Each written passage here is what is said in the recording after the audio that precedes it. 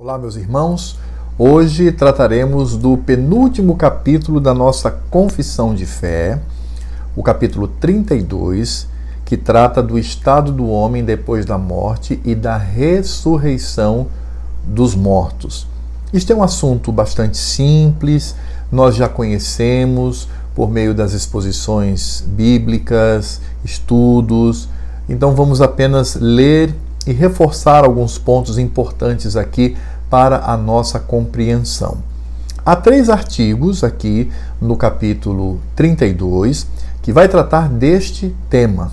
Então nós vamos ler o primeiro artigo e depois nós leremos o segundo e o terceiro ao mesmo tempo, porque eles são muito próximos e há ali um complemento, inclusive, de um para com o outro.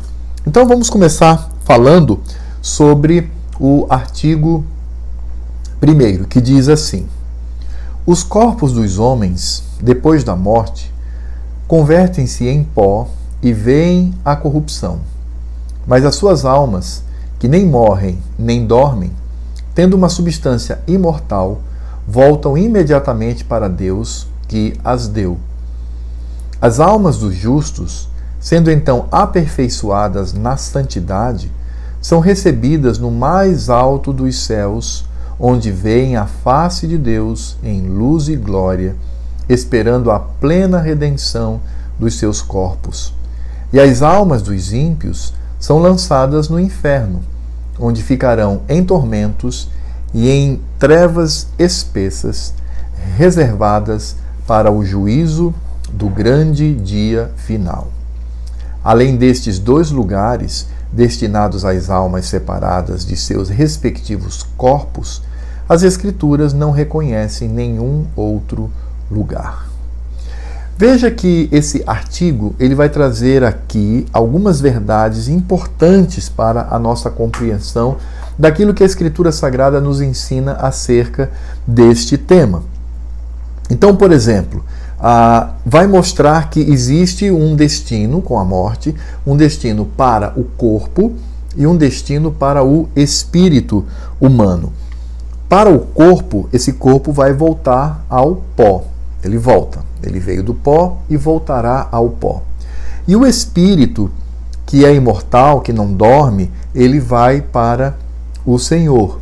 Por que a expressão não dorme? Porque o que dorme é a parte material. Toda vez que a Escritura Sagrada fala que fulano adormeceu, a perspectiva é o corpo. Quando diz que a alma de fulana foi tomada pelo Senhor Deus, aí a perspectiva é o espírito. Então, nesse artigo, vai dizer o seguinte, que a alma dos justos, a alma daqueles que são santificados e salvos por Cristo, serão aperfeiçoados em santidade e recebidas na glória, onde desfrutam da presença de Deus. Então, o crente morreu, imediatamente a sua alma está na presença do Senhor, tendo esta alma totalmente aperfeiçoada, ou seja, não há mais pecado. E ali aguarda o dia da redenção do corpo. Só que eu preciso falar uma coisa importante. Isso não significa dizer que a visão bíblica do homem é a visão grega, de que o corpo ele contém uma alma. É como se nós tivéssemos, como se o corpo fosse esse vidrinho aqui, ó, né? Aqui, esse vidrinho, e esse vidrinho ele contivesse a alma. Então é isso aqui, a alma está dentro do corpo como nisso aqui. Aí ele morre, a alma se liberta do corpo e o corpo volta ao pó. Não, não é assim. O homem é uma coisa só. Ele é corpo, alma, espírito, coração, força, virtude, vontade. Ele é uma coisa só. O que acontece é que na morte, e a palavra morte significa não aniquilação, mas separação. Então, morte significa separação. O que vai acontecer é que este ser humano, este crente, que é uma coisa só, ele vai ser rasgado ao meio. É mais ou menos como se nós tivéssemos aqui a seguinte ilustração. nós temos aqui, por exemplo, uma folha de papel, certo? Então, o ser humano é isso: corpo, alma, espírito, mente, vontade, coração, está aqui. O que vai acontecer no dia da morte? Isso aqui, ó. É isso que vai acontecer. Ele vai ser lacerado. Aí a parte material física que nós conseguimos ver, tocar, vai para o pó. E a alma vai para Deus. E esta alma, ela aguarda o dia em que ela retornará para este corpo.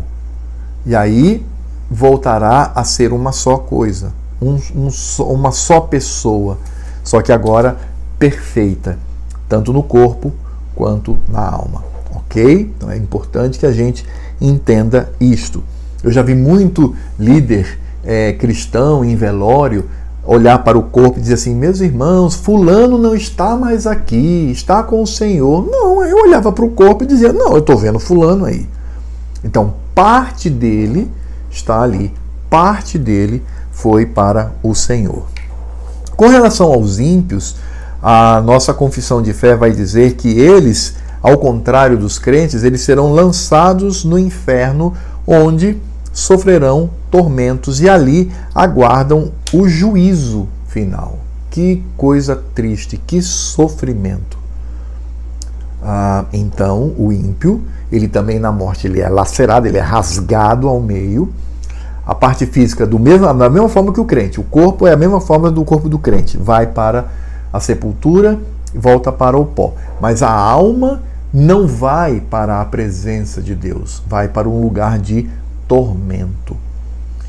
Eu acredito que a melhor definição que temos na Escritura acerca disto é quando Cristo, o Senhor da Glória, conta a história do rico e do Lázaro. É exatamente aquilo que temos na Escritura Sagrada pela palavra do próprio Cristo.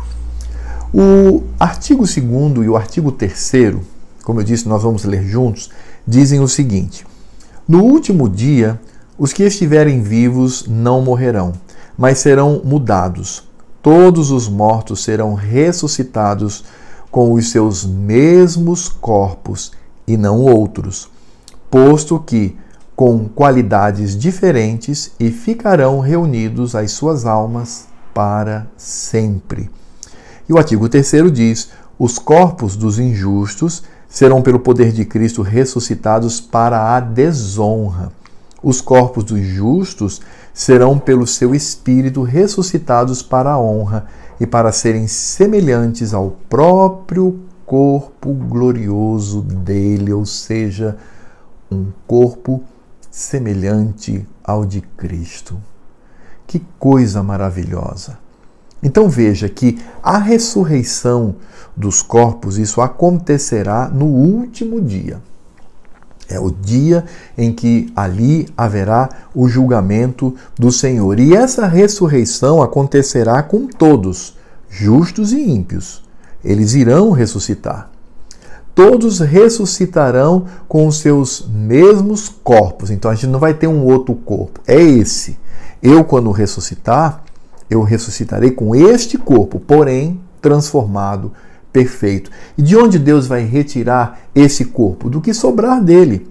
Daquele DNAzinho perdido, Deus sabe onde ele está, ele é soberano, e dali ele trará esse corpo novamente.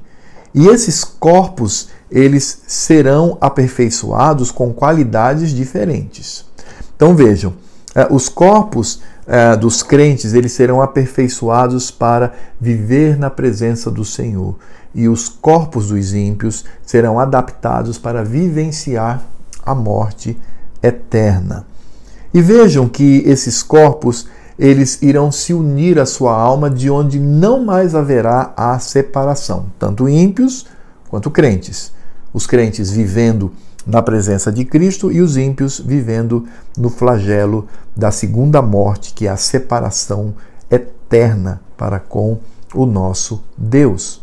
Então, os corpos dos justos serão ressuscitados para a honra e para serem semelhantes ao corpo glorioso de Cristo. Que maravilha! Cristo, quando ele veio a essa terra, ele nos salvou passivamente quando ele se entregou na cruz do Calvário e ativamente quando ele cumpre toda a lei de Deus. Então, em Cristo nós morremos, pagando o salário do pecado, e em Cristo nós cumprimos a lei. Mas não somente isso, em Cristo também ressuscitaremos e teremos um corpo semelhante ao dele. Que maravilha! Os ímpios não. Os ímpios, eles terão seu corpo adaptado, mas para viver a desonra da ira de Deus sobre eles por toda a eternidade. Há ainda um detalhe, irmãos, que eu quero ressaltar aqui, conforme nos diz o símbolo de fé, quando afirma que no último dia os que estiverem vivos não morrerão, mas serão mudados. É o que Paulo diz. Os que estiverem vivos neste dia, o corpo será transformado, mas depois da ressurreição dos corpos. Então, primeiro haverá a ressurreição dos corpos, depois a transformação do corpo daquele que está vivo. Então, os crentes em Cristo que estão mortos e sepultados terão a primazia. Eles vão viver ali talvez segundos, mas vão viver antes dos que estão vivos a transformação do corpo, tendo seu corpo ressuscitado. E nós teremos o nosso corpo transformado. E esse corpo será transformado à semelhança do corpo de Cristo. Que coisa boa, que maravilha, que esperança. É por isso que esse corpo velho, ele está apodrecendo, ele está morrendo, ele está se deteriorando. E um dia, se não alcançarmos a vinda do Senhor, vai morrer. De uma forma ou de outra vai morrer. Mas não termina aí. Teremos o corpo transformado e estaremos juntos a Cristo por toda a eternidade. Que Deus nos abençoe, que Deus nos ajude a de fato vivenciarmos esta grande alegria que será a ressurreição e a transformação do nosso corpo unido novamente à alma para vivermos eternamente em Cristo Jesus. Meu querido irmão, minha querida irmã, guarde e se lembre sempre desta verdade, mantendo a sua esperança, ou seja, esperando aquilo que de fato vai acontecer, e que isso ajude a você enfrentar as lutas e as vicissitudes deste mundo na nossa trajetória como peregrinos nessa terra. Que Deus nos abençoe.